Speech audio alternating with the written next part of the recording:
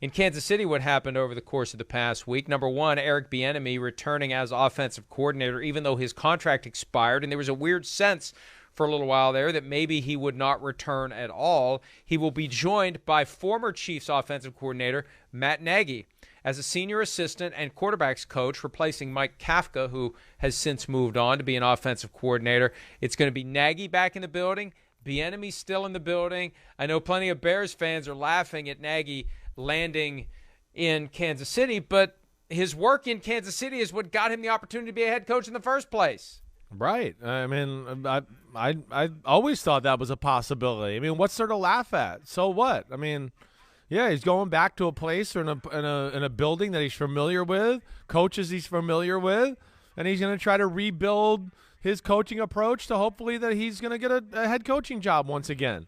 And okay, that's cool. And I mean, Matt Nagy, again, he wasn't my favorite head coach. I didn't love the offense there in Chicago, but there's still a lot to respect about him. I know that, certainly. I don't know, Mike, with the Bieniemy thing, there was a part of me that was hoping to see him go to another football team and be an offensive coordinator there. I think that's part of the problem of why he hasn't been hired, because people still look at it and go, well, it's Andy Reid and all that. You know, I do think that I look at it, at least on the outside in, and go, I wish he could have gone somewhere and kind of made a name for himself a little bit and just get out underneath the shadow of Andy Reid to a degree. Maybe that helped him out.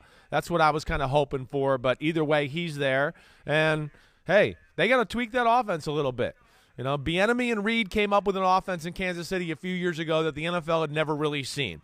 20-yard out routes, 30-yard crossing route, 50-yard post over the top, 50-yard post, 30-yard crossing route, another crossing route going 40 yards the other way. Nobody had ever seen that before, but the NFL has caught up to it, so they need to reinvent themselves there in Kansas City a little bit. And here's the problem for Bieniemy. If the offense is dramatically better this year, some people may say, well, it's because Matt Nagy's back. And he gets some of the credit. Exactly, right. And that's unfortunate because it's going to make it harder for Bieniemy to get a head coaching job next year. I still don't get it. And I people I talk to insist, it's not this bad interview thing. That's baloney. It's good interviews. The best explanation I got at any point since the end of the 2021 regular season was that when you take a guy who's never been a head coach before at the NFL level, you're taking that leap of faith that he's going to be able to thrive at the next level. And teams haven't obviously been ready to take that leap of faith. Well, why have they done it with others and not him? That's the problem. It's very difficult. Yeah, that's where it doesn't to look understand. Right. Yeah, I'm with you. Where you and I don't like it is it seems like teams are willing to take a leap of faith with the white assistant coach, but they're not as much with the black assistant coach. I mean, let's just be real. That's really what it looks like at times. Again, I'm not saying that's right or wrong, but that's just purely the facts of the matter of how it looks. You know, like we've talked about like many times leading up to the Super Bowl. All for Kevin O'Connell being the head coach of the Minnesota Vikings. I get it. But the optics still look really freaking weird. Like really weird.